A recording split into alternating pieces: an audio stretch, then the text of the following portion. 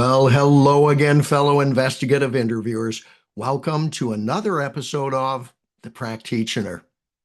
Today, we're going to take a look at how to preserve the integrity of your interview when an additional party, such as a support person, labor rep, or lawyer, all of whom will be globally referred to as an advocate, is present.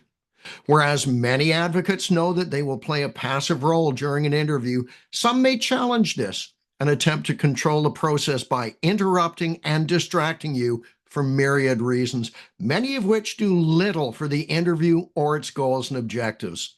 Now, don't get me wrong, I'm always happy to hear that a witness or respondent has chosen to have an advocate accompany them in an interview.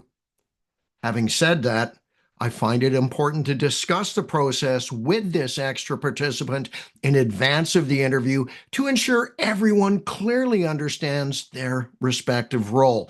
This step is vital to the integrity of the interview, a legitimate investigative process that must be able to satisfy the goals of obtaining information high in quantity and quality. It's extremely important to understand that an interview is neither a hearing nor a trial, so it doesn't have to adhere to the protocol associated with these processes. Courts and tribunals are controlled by a judge or other form of arbiter, an independent person who will settle arguments and impasses as they arise. It is their role to control the courtroom by ensuring rule and order are maintained. In an interview, an objection could only be ruled on by the interviewer, for whom the primary role is to conduct an interview that is free of interruptions that could hinder the ability to reach its goals. It must be the interviewer who has control over that interview room, as there is not a judge present to rule on issues. Without establishing clear guidelines that set boundaries for the advocate, expectations are often misunderstood, at times leading to awkward and uncomfortable tension in the room. This could irreparably damage rapport and concentration, both of which are integral to a successful interview. Now, this is also extremely important. We must never lose sight of the reason for a pre-interview discussion with the advocate, as it might lead us to behave as if we were making decisions without cause.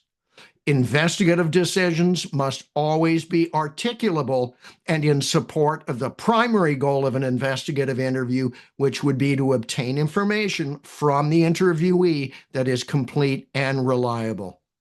It should not be about arbitrarily or unreasonably interfering with the interviewee's ability to seek and receive advice. We should never fear speaking to an informed and well-advised interviewee. However, we should be opposed to interruptions that might interfere with our ability to investigate the matter at hand. The advocate should accept this and be willing to behave in a manner conducive to achieving this goal. In exchange for this buy-in, because nothing in life comes without cost, the interviewer should be prepared to live up to the following standards. The entire interview should be recorded. Video recorded is a best practice, and audio recorded if that isn't possible, so a trier of fact could subsequently settle any disputes on the content raised by the interviewee or person representing him if an investigative finding is contested.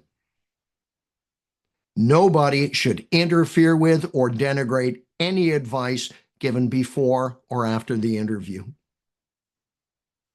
The interviewer should have the education, training, and experience to conduct a professional investigative interview. Here are a few suggestions to make this a smooth process for all involved. Speak to the advocate alone, because should a disagreement need to be settled, the interviewee might perceive it to be an attack on the advocate or even denigration of their advice. Being persistent and firm might be erroneously understood as a battle in which the interviewee could feel offended or slighted.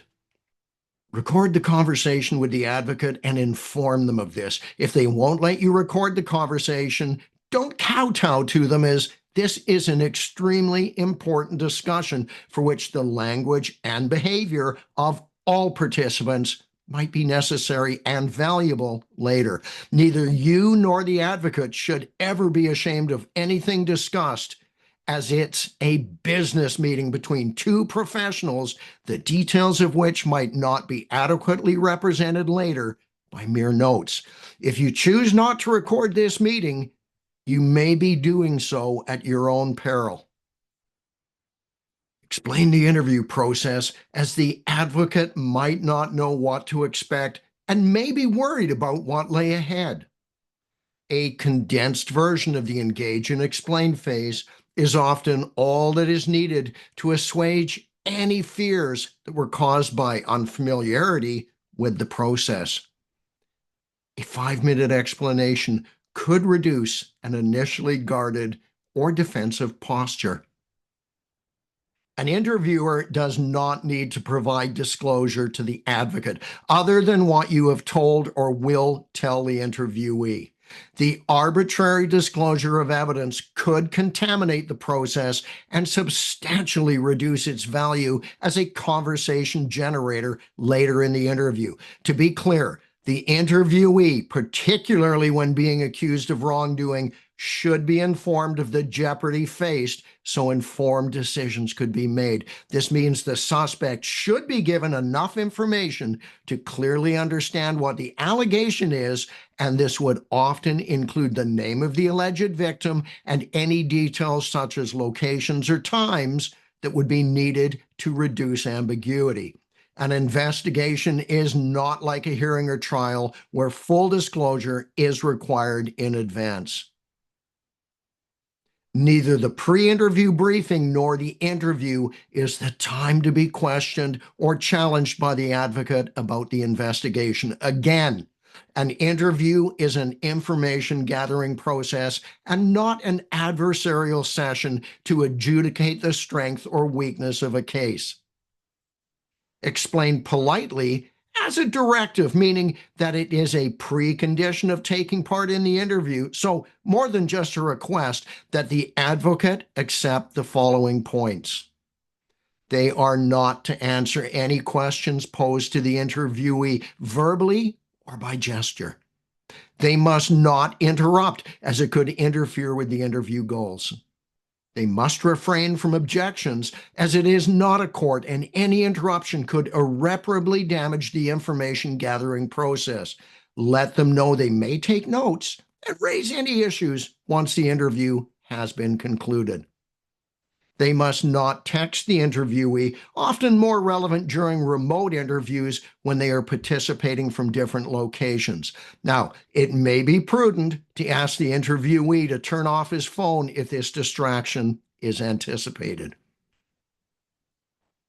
The advocate must not be involved in the investigation as a witness or respondent and cannot be in a conflict of interest position by representing another party. Subsequent to the interview, the advocate must not speak to anyone other than the interviewee about the interview or its content. A private huddle, often referred to as a caucus, is not part of the interview process, as it is associated to situations with management, not an investigator. Let the interviewee and the advocate know that they are encouraged to discuss the matter with each other before the interview, but not once it's begun. For in-person interviews, the room will be set up to support the interview goals, where the advocate will be seated to the rear left or right of the interviewee.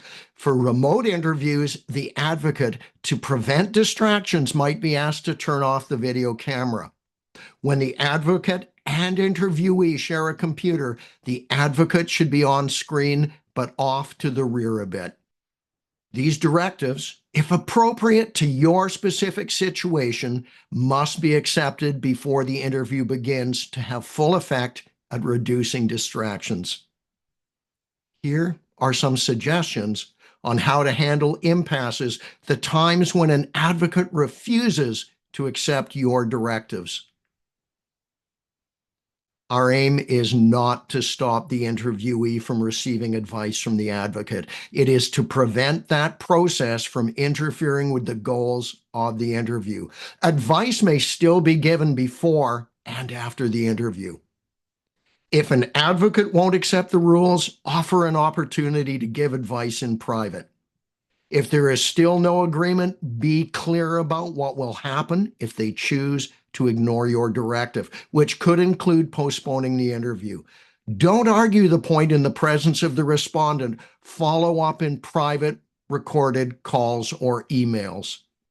If an agreement cannot be reached with the advocate, call a respondent and provide the opportunity for an interview, perhaps even with a different advocate. Explain that they don't have to and that their silence would not be used against them, but a lack of input information might have an effect on how the investigation is concluded as either founded, unfounded, or unsubstantiated. While some situations might require that you are confident and professionally persistent in your need to preserve the integrity of the entire process, it would be unwise to ever come across as petulant, rude, or unprofessional. Confident people don't have to be guarded or defensive in the face of disagreement, as they have faith in their ability to make decisions and to articulate them later. Remember that you are allowed to protect the investigative process from anyone who may believe they know more than you, but you will be judged later on your decision and by how you treated other professionals. If you are doing the right thing, don't be afraid to make your point, but never, ever do it in a rude or condescending tone. That's all. Cheers.